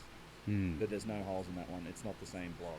Okay. It is another fragment. Someone in the chat asked, "What did it smell like in there?" It smelled like damp soil, like being down in a creek bed. That's what it smelled like. There's just sort of like a very mineral scent, and it's kind of damp. And there's always also incredibly quiet. The rest of the pyramid, even in the shaft, it's echoey. You're surrounded by sort of squarish rock walls, and there's lots of echoes. And then you get in this bubble chamber that has this dampening effect, and it's dead silent, like completely quiet, you know, and totally still. And the other thing that made me nervous, I actually say it in the video, but we weren't playing the audio, is that I suddenly realized, because the whole well shaft is full of bats, you know, and they're like, the whole time I'm climbing, I can hear them squeaking and sort of freaking out and flying around up there, and then they would fly past me. And then I get into the grotto, and there's no bats in there. They don't like it. They don't like that fibrous salt stuff growing off there, and that made me realize, well, if they don't like it, it's probably not good for me either. And I know it's breathing it in. It's floating around in the air. If you go back to that image search, there's a good picture of the grotto up close with the... Well, Yeah. I got this quick question for you. It looked to me like when you got up here, you had to go up Yeah. to get into the space. That's right, I had And then to go you're up. actually looking at this wall. Right. But in here, they show like you go down, That's and right. you're underneath the wall. That's shows it's, the deepest bit that in the other bubble has been moving upward. That's what I'm saying. Like Yeah. you're in like not too distant future, you'll be up against the core masonry. That's here. right. That's right. I think you're Wow. right. Yeah. That's So that that air bubble in the aggregate that they attempted to fill the top of this fissure with in the bedrock has been moving upward, or the bubble formed from the aggregate stuff falling down into the fissure, and now it's moving upward. Right? It's just a strange, very weird place. Yeah, just back in Google somewhere. Yeah, you had a different Let me get tab. out of here. I'll just do this in private. Okay, find this thing and not bother people with it. Where did I? Yeah, the tab. That's just a photo. Anyways, I'll find it. So that whole experience was amazing. You know, being in the pyramid itself is amazing, but this particular feature of it is, number one, it's kind of mysterious. Not a lot of people have been in there, so that makes it fun. You know, very sort of. Dun, dun, dun, dun. Where's my Indiana Jones sound effect? Where is it? Yes, this is what I wanted. This is what it felt like climbing up in there. But the other thing is that it kind of, I think this is a big clue about the structure itself. It is very rough cut, but at the same time, it doesn't look like a robber's tunnel, because robbers wouldn't bother to make it square. And there's how would robbers even know where they were going? It actually says raised floor level. So they're actually talking about the ceiling collapsing. You see it says raised floor level, and you have the very tip of that granite block poking out. So there's actually a deep hole originally. Oh, this is it. I see. Okay, That's where I was climbing around So in. Doorway he's in the climbing grotto. up here, and he's getting in through here, and they're showing a dotted line where the actual Grotto is today. the grotto is. How do they know this? It might have been dug out at some Deep hole in the floor, granite block is on the edge, so maybe that granite block is now down here, or they slid it. What did they? There really is very. This is the other interesting part about this. We got to go back and read this, guys. Well, Davidson and Davidson and all these. Yeah. So, Caviglia and there's very little modern documentation of this. I mean, you really are looking at black and white photos from when there were some excavations done in this part, which Okay. is probably what revealed this. And then these I guys just came in don't look later. at this diagram. That granite block is not going to sit there like that. Yeah. Come on. Because it's actually full of aggregate. Who It's drew full this? of aggregate, yeah. So it's And when this it is fell the- down in there, that hole had already must have filled up. Ah, Some, okay. I guess. I mean, I don't know how they're figuring out that's a deep hole in the floor. Yeah, I've got to read it too. Man, look at all these things we could go read about. All the numbers. Oh yeah. Probably have And then stuff. the big core masonry. We can show the blocks up there. Anyway, yeah, that's Ed Fu's- Probable baseline Did- of core masonry. Did you do? Ed Fu is asking. Did you do the Ace Ventura bat scene in your head? Yeah. Yeah. Yeah. I'm not touching it though. Yeah. Yeah. That's right. That is so cool, dude. I'm glad you went. I've been. Christian went up there first, and Yeah. and he didn't get the greatest video, but it was enough to see that aggregate. To in see the there. aggregate, and I was yeah. like, oh my god, it's got to be. Yeah. So I think that's a whole nother thing they were doing. That's just, I don't know. To me, freaking, that's fascinating. Yeah. And yeah, it makes sense. Like these engineers, they were amazing. They knew the stone. Yeah. There's so many examples of just how competent they were with working with natural stone, in-place bedrock. Limestone, of course, having a lot of different features, a lot of different hardness levels, layer through layer, and they knew what they were doing. So this is cool that they were also using this method of filling these voids like that with this aggregate, and a very hard material, like Mohs scale of 7 for quartz. You guys are gonna get really pissed off at me, but you know how Flint. you can end up with a bunch of flint nodules, lots and lots of flint nodules that you need to find something to do with.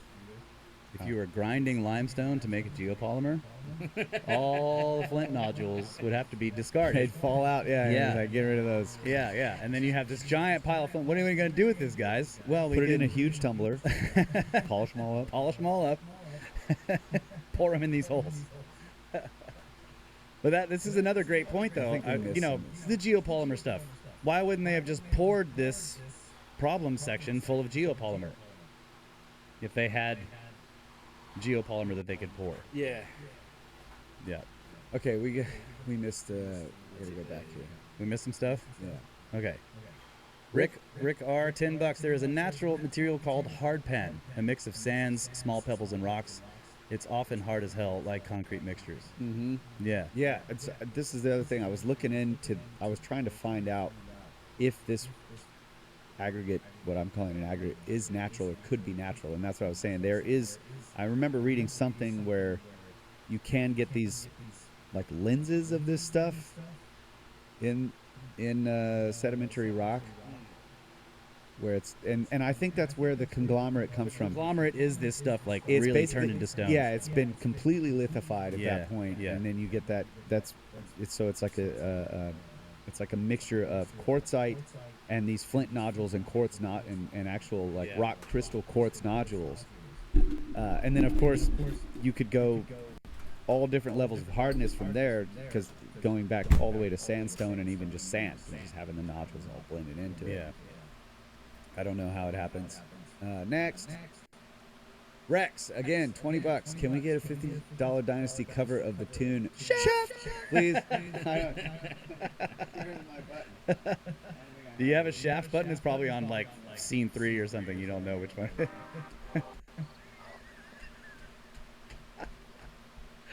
It's gone. It's gone. I lost it. It's too bad. It was a crappy tape. We were using the shaft from that thing, for the Gantenbrink episodes. Not sure how to pronounce this, but Kynan Bat, $5. Love the show, guys. Thank you very much. Thank you. And Truth Seeker, $20. Thanks for sharing this with us, guys. To your knowledge, is this the first time this stuff has been filmed? At least the second, to my knowledge. Yeah. Our buddy Christian. People have been So in the footage that we watched earlier, where I was down in the pit at the bottom of the subterranean chamber, and we were investigating the granite block with the drill core holes through it. The guy that you saw down there with me, Christian, he climbed this, in October the year before, probably something like that. I don't know anything about it. Yeah. Anyway, this is hearsay. So he got some footage, and now I have this footage. And but other people have been in there. Petrie writes about climbing it. Petrie climbed in a 3-piece suit holding candles. Yeah. They're probably in the cane over one hand. It's like, That's what he wrote about it. He was like, actually, after you do it a couple times, it's actually easy, and I can hold stuff in both hands and just use my elbows and knees. Yeah. Why do you think they It's have like those pads on the Yeah. tweed jacket with the pad on Just it? tweed with the Yeah. Elbow pad. Okay. We need somebody to start making Yeah. Petrie jackets, dude. We have a plan for you. Yeah, we have a plan. We're going to recreate something. Yes. It's going to happen. Okay. That's all the questions there. Yeah. We're close to the end of time. Let's just show them let's move to the Fayum. We talked a little bit about the basalt stuff and the we can show you guys some stuff from the Fayum real quick. Basalt quarry. Yeah. Basalt. All right, here, you pick what you want to do. I don't even remember which ones it was. I think there's still, while you're looking for that, there's definitely an argument that needs to be made by someone who does a podcast maybe about the well shaft and the ideas about the discovery of the internal chambers of the pyramid. I've read some stuff on the show before, some articles, some really great articles about people theorizing that like Mamun's hole could not be the first time anybody has ever seen the upper chambers tunneling around. And they make a good case to say that like when the pyramid had its casing stones, it was probably pretty clear where the door was on the north face, because so many people would have known about it. All the pyramids have their entrances on the north, so it wouldn't have been too hard to go along and be like, oh, that rock looks a little different, and poke around and get down in there. And then the presence of the well shaft would have allowed you to ascend all the way to the Grand Gallery, and then from there all the way to the King's Chamber, Queen's Chamber. Everything would have been open to them. So there is more to tell, and like I don't think that the well shaft is a robber's tunnel, as Russ had pointed out before. It kind of does that same thing like Mamun's tunnel. It just has a beeline for the Grand Gallery. Like, how do you do that? Yeah, and it has literally is made from masonry. At the upper part, yeah, and but again, this brings up another thing: the presence of this fissure. That they would have begun the biggest chamber in the pyramid right where that fissure begins, because it comes right up from the well shaft. It's like right there. You're right on top of it when you get into the Grand Gallery. It's just interesting. I think it's part of the design. I think the well shaft is part of the original design of the pyramid, I do too. and therefore Mamun's hole is almost unnecessary. Well, it's unless he had a different motive, and it was digging out. I suspect as well. I don't think you can randomly just hammer your way into that thing and miraculously hit the junction between the ascending and descending. Yeah. I think it's a bit more, and then just also the size of that passage. It's large. Mamun's As if they were like, I mean, you don't have to make it that big. No. It's a lot of work. It could have been a tiny tunnel, much like smaller. the one in the subterranean chamber that goes off. It's tiny, but you can get through there. No big Yeah, deal. no problem. So why make a large passage like that? Try and People take- think that, yeah. Try and take something out. Yeah. And maybe what they took out was from the Queen's chamber, because Possibly. I think I haven't measured the passageways, but I know people have said that the box in the King's chamber was too big to get out. It's too big to get out of the King's chamber. Right, but whatever might have been in the Queen's chamber may have been small enough to get out. Yeah. I mean, it might have been. But you had to get it around the granite plugs. You couldn't take it down the well shaft, No. so Right, you had to tunnel out. out, essentially. Yeah. And we just don't know what was in there. And there's that little other stuff that alcove we and know the- was in- there's the alcove. Well, and there was also an excavation done in the Queen's chamber. Yeah. At the 1800s, you look at the floor in front of the alcove in the Queen's chamber, and the floor's been ripped up. And there's, I think Matt did a video on it. And some really scanty reports of that they found something, and there's Yeah. another chamber there, and then they Yeah. filled it back up again, and it's like you don't really know what happened. But if we go back to grave goods, like this was a tomb, and the grave goods are what? What are the grave goods, guys? Gold. Yeah. Yeah. Small things. It's like Take it down the robbers' tunnel. Don't bother Yeah. hammering out a massive passageway. It had to be something large, I think so. and probably, Yeah, grave What in goods. this- Grave goods would be gold, jade, like any Jewels. jewels, any metals. yeah, which you can can- pound into whatever size you. It's like Yeah, it'd be easier weapons. than Like like you see all the stuff in the Tut in the King Tut exhibition in the museum. That's the grave goods that you're going to carry out. Yeah. Yeah. Yeah, I mean, the other thing is like this is the Grand Gallery. It's a whole other topic. The Grand Gallery is like there's something else in there. There must have been something. Just the notches in the walls. I mean, that whole passage is Yeah. that chamber is. And the antechamber leading to the King's chamber. You're just like, what is this thing? The two separate little things you can stand up in, and it's like, okay, And this there's pieces missing from it. Clearly. pieces are gone. Yeah, it looks like it was something that was sliding up and down. Yeah, Another mechanism. Yeah. This is tube drills are significant in terms of there's a functional purpose for them. You don't make them for decoration. Yeah. These holes. There's some mechanism. The front door. There seems to be a mechanism at the antechamber or around the King's chamber area. And for sure, there seems to have been a mechanism in the Grand Gallery because you have all those slots up and down the walls Yep. I mean, That they've put Yeah. lights then in now. people- Yeah. yeah. And then people have speculated about it, but you don't go to the trouble of cutting these slots on the edges of the Grand Gallery and insetting a vertical block right above them to Yeah. just like strengthen it. It's, Yeah. I mean, yeah, it's crazy Wild. to think. Oh, it's no, that. It's not true. Look, it's just it's a tomb for a pharaoh, and he changed his mind. All right, they Right. built the queen's chamber and said, you know what, put my chamber up here. Okay, boss. And no not just problem. that. We'll make this chamber. Yeah, for I you. want a corbel chamber, but you need to tilt it up. Right? I mean, there's chambers all over the place in Egypt, but all of them are flat. This one is like, yeah, let's make one of these, the longest one ever made, and let's also give it this extreme angle. And by the way, not for nothing, but the angle of all those passages are exactly half the angle of the outside slope of the pyramid. Wow. Yeah. There we go. See, dropping knowledge. over Definitely here, an folks. accident. Yeah. Just make it up as you go along. Simple. Yeah, you could use the same argument they used for the bent pyramid. They were building a corbel chamber, and then they were like, crap, it's tilted. Whoops. Whoops, circuit broke. Yeah. Well, let's keep it It's tilted. too Yeah. It's too hard to change now. Building that museum for 20 years. I just want to say that. Grand Egyptian Museum, 20 Yeah. years. They still Yep. haven't finished it. Yep. How long do they say they built the pyramid? Yeah, 20, 25 years. 27 years. Edfu. I love this question, Ed Fu. Ed Fu texts you later, $10. Tangent question, Brother Kyle. In Epoch is verse 1 about the moon, and then verse 2 about Earth. No.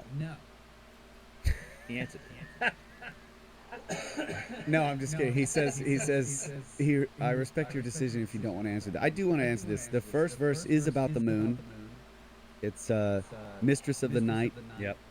Her position is right to basically Occult the sun, yeah, and twisting his light. His Anyway, light. Yeah, reflecting it. The second verse is about a hypothesis. It's about a possibility, and it's the mistress of life. How did she come here? Was it a serpent in the sky, a comet? Her touch is like ice. She's beautiful to look upon as well as the moon. So it's the First one's the moon, second one's life. life. But it's just a Comet. It's not saying that that's how it got here, but Yeah. it's a great, cool idea. Good question. Great question. Thank you very much. Okay. Last thing. So let's look at some. First thing we'll do here is look at some of the basalt blocks. This is at Abu Gharaib, I think. Is it Abu Sir? Okay. Show me a stone, I'll tell you. That's awesome. Yeah. So I'm just walking around looking at these. There's big basalt blocks here, and then also floor tiles, similar to what we have out in front of the Great Pyramid. And I'm showing you this fracture. You see this fracture in this? Well, I mentioned this last week when we were also talking with Ben, but look how well these blocks are cut and polished, sort of shaped. But they have these fractures that the builders seem to work with them. You can see some of the tiling here, but look at this tile. Look at this particular tile. The shattered glass-like pieces of the basalt in this floor tile have also been polished. Right? I think this was intrinsic to the material, and they just worked with it. And then this block that's sitting vertically, you can see it's also fractured, and it has like these tiny pieces of basalt stuck in it. But it's still shaped, and I think they shaped it with that stuff in there, and it's over time it is disintegrated. See how that fracture pattern continues into the next block as well. It's really strange. So sometimes you're looking at this and you think, did this happen after the shaping of the blocks? And then other times I'm looking at it and I'm thinking, no, this is part of the basalt itself, and they just worked with it, and now it's beginning to fall out. This is the weakest part of the block. This is where the blocks split. They would naturally fracture, so when damage is done, this is where they break. But in other places, you can go up and you can look at these shattered sections, and you can't pull those little pieces out. It looks like they should just come right out of there, like they're broken, but they're not. They're glued to the block. Like a subsequent flow. Yes, they look like a subsequent flow of lava that exploited already existing fractures in already cooled basalt, flowed in there and then cooled differently and left all these little shards. But they're still stuck together, like, very, very strongly. But nevertheless, it's still the weakest part of the block.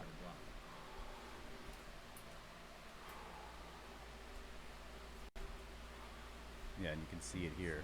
Like, sometimes you can pull little pieces of this out of there, or they're just falling out. But most of the time, even though it looks like they should come right out, they don't. They're glued together, held together by molecular bonds in the minerals. And yet, it's not a recreation. This is or like a restoration effort. That is, Yeah. that's definitely original. Yeah. The restoration efforts are easy to recognize. Thank you for being here. Appreciate it. Okay. Next video will show you. We were traveling in the Fayum, going to look at the place where this basalt is supposed to have come from. Good stuff, good stuff. And we talked about this last episode as well, but we told you that there's this thing they call the Oldest road. And we're looking at it here. We're driving alongside of it, and part of this road is made of basalt and other things and tiles and stuff, but this part is made of petrified wood. Like, think a corduroy road, a log road made from lithified wood. There's a lot. Yeah, all of these are logs. So we're just kind of driving along here, driving alongside what is called in Egypt the oldest road. Look at this. Straight line through the desert of clearly what is petrified wood. It's crazy. And nearby, when we're driving past this, I'm like, what is, they made it out of, at first I'm like, it's wood. But no, it's stone. It's petrified wood. And there is a very large petrified forest not too far away from this section. So they were just, I don't know. I feel like, well, look at all these stone trees. Let's build the road out of stone trees. But this road leads to the area where there's supposedly some ancient basalt quarries, and you can see way out there in the distance, you see the tops of that mesa, the buttes, and the mesa out there is a thin black line, and that is a basalt layer on the very top of those dunes out in the desert. The rollers coming. That is, yes. They used wooden rollers. Yeah.